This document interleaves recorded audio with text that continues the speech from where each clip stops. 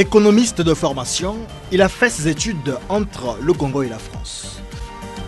Dans différentes structures de la place, Wilfried Kivuvu a été directeur général, administrateur général, conseiller financier, bref. Ce matin, il est l'invité de 7 heures en sa qualité de président d'un mouvement politique, La Conscience Libre. L'invité de 7 heures, Wilfried Kivuvu. Wilfried Kivuvu, bonjour et merci d'être notre invité ce matin. Je rappelle que vous êtes président d'un mouvement politique, La Conscience Libre, c'est bien cela? C'est exactement ça. L'actualité nationale, c'est le dialogue qui s'est tenu à Sibiti. Avez-vous pris part à cette rencontre? Non, on n'y a pas été. Alors, pourquoi? On n'a pas participé à ce dialogue parce que, un, nous n'avions pas reçu d'invitation formelle. Deux, j'aurais pu commencer par celui-là. Nous avons noté un certain nombre de dysfonctionnements et qui laissaient craindre que les conclusions de ce dialogue ne servent pas à grand-chose, comme cela a été le cas, par exemple, pour Evo comme Deleuze. Et hélas, et nous le regrettons, que ce dialogue n'ait pas été l'occasion de dégager un vrai consensus sur les questions essentielles qui nous préoccupent en ce moment. On a pourtant parlé de consensus à Sibiti. Oui, il y a un consensus entre ceux qui ont participé au dialogue. Mais vous savez très bien, et ceci n'échappe à personne, que tout le monde n'y a pas été. Et parmi Vous aurez aimé participer à cette rencontre de Sibiti? Ah bien, nous souhaitions participer à un dialogue au cours duquel on serait amené à discuter sur les questions essentielles, je le répète, comme je le disais à l'instant. Hélas, c'est encore une occasion ratée de notre point de vue. Ceci dit, Sibiti a existé, nous en prenons acte. Tout de même, les résultats vous satisfont? Les conclusions de ce dialogue? Je ne me pose pas la question de cette façon, parce que de mon point de vue, les résultats du dialogue peuvent être considérés comme de bonnes intentions. Dès l'instant où l'article 9 du décret portant modalité d'organisation des élections stipule que les conclusions de ce dialogue seront transmises au président de la République pour suite à donner. Donc, personne ne saurait dire aujourd'hui qu'est-ce qui serait appliqué, qu'est-ce qui ne le serait pas. Mais a priori, s'il fallait envoyer pour le président de la République un Congolais dans une localité du pays pour aller constater simplement sur le point relatif à la gouvernance électorale que Evo et Deleuze n'ont pas pu être appliqués et qu'il fallait y revenir, je trouve qu'à ce moment-là, qu'on a perdu du temps. On aurait simplement appliqué Deleuze et Evo. Sur la deuxième question, que nous ne souhaitions pas forcément voir être inscrite à l'ordre du jour, mais le débat, il existe. Et il faut constater, par exemple, que Sibiti n'a pas pu dégager un consensus sur la question. Ce qui confirme le fait que c'est une question délicate et qui clive le pays.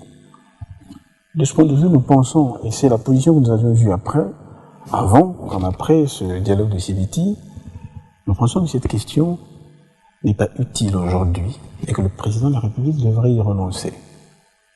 Pourtant, c'est une question qui déchaîne les passions. C'est une question, le président de la République l'a rappelé à l'occasion des consultations qu'il organisait, qu'il avait initiées.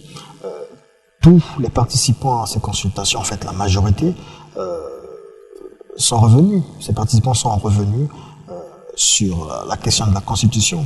On sent que la question passionne tant les politiciens et leur état-major politique.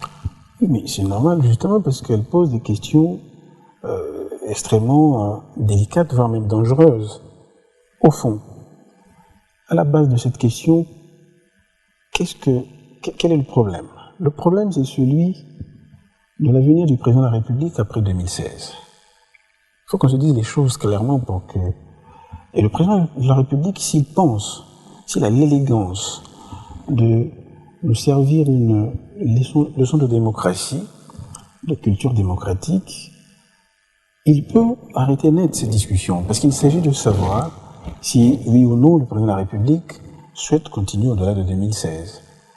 Et cela pose problème dans le contexte de la Constitution actuelle qui verrouille notamment les dispositions sur le nombre de mandats. Alors, faut-il vraiment plonger tout un pays dans une crise pour la survie politique d'un homme, fut-il le président de la République? Nous pensons que, après 14 ans d'exercice du pouvoir, plus les 5 ans de transition, et puis sachant qu'il est là depuis 1979, vouloir instrumentaliser, c'est une question aussi délicate, en cela qu'elle passionne les acteurs politiques d'opposition, de pouvoir, la société civile, etc. Je pense qu'il est temps d'arrêter le conseil que nous faisons depuis quelques années. Depuis que ce débat a été officiellement lancé. Le président n'a jamais dit qu'il veut se présenter. Il n'a jamais dit, hein, le président. Nous savons que le fond du problème est celui-là. Personne n'est dupe.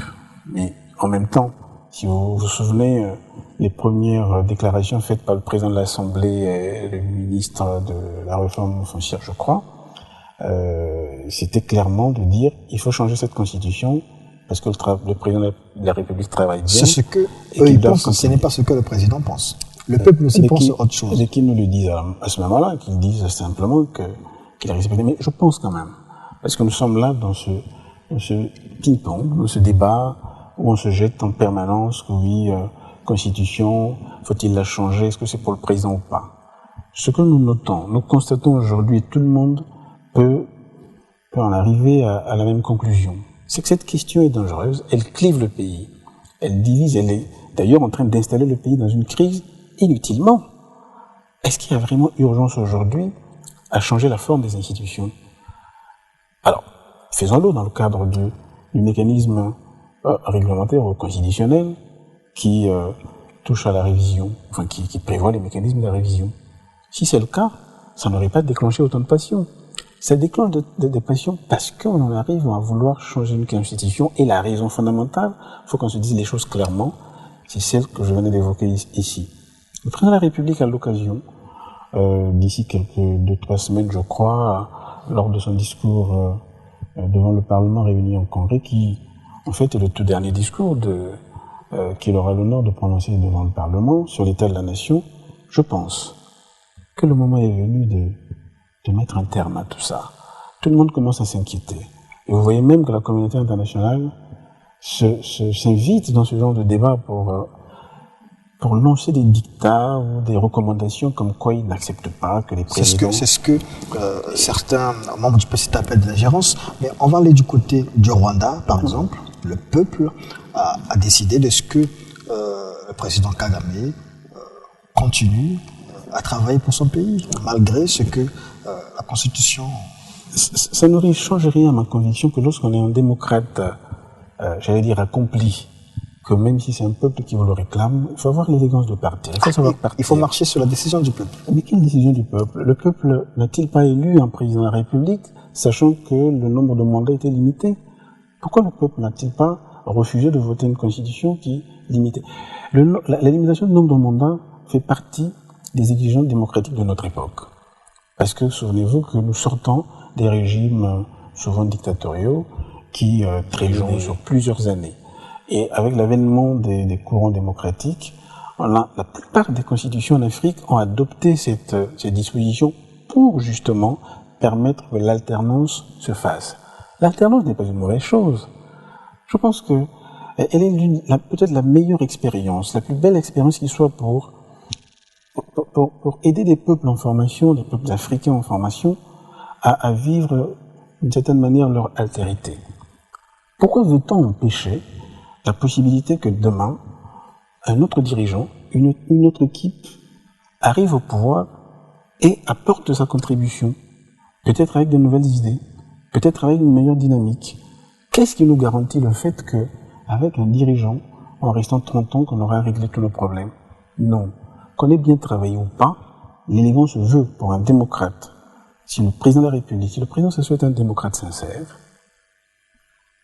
et l'histoire le montre, au Ghana ça se fait, de plus en plus au Bénin aussi, il devrait simplement tirer sa révérence. Ça s'est fait en 90 aussi, à Brazzaville. Et tant mieux qu'il le refasse aujourd'hui, parce que c'est pas moi, ce n'est pas monsieur Y ou monsieur Z qui le lui demande. C'est une constitution qui plus est, serait la résultante d'une somme d'expériences dont le président de la République actuelle est l'un des principaux acteurs. Si vous le savez, depuis 40 ans qu'il roule sa bosse dans la vie politique nationale. Et je pense qu'à ce moment-là, s'il avait estimé qu'on avait besoin d'avoir des dirigeants qui restent au pouvoir à vie, il n'aurait pas accepté d'insérer cette proposition-là dans le projet, à l'époque où c'était encore un projet, de 2002. En le faisant, je crois qu'il le faisait en connaissance de cause, parce qu'il tirait les leçons de sa propre expérience, je pense.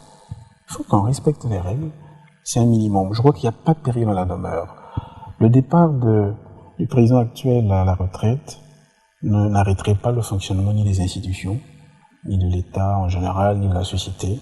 Au contraire, je pense, foncièrement, les gens veulent que le pays se renouvelle, sans forcément qu'on ait des choses à reprocher au président. Mais il est clair que le jeu démocratique, de toute façon, il n'y a pas de démocratie sans alternance. Je n'en ai pas vu. Ça n'existe nulle part. Démocratie, alternance.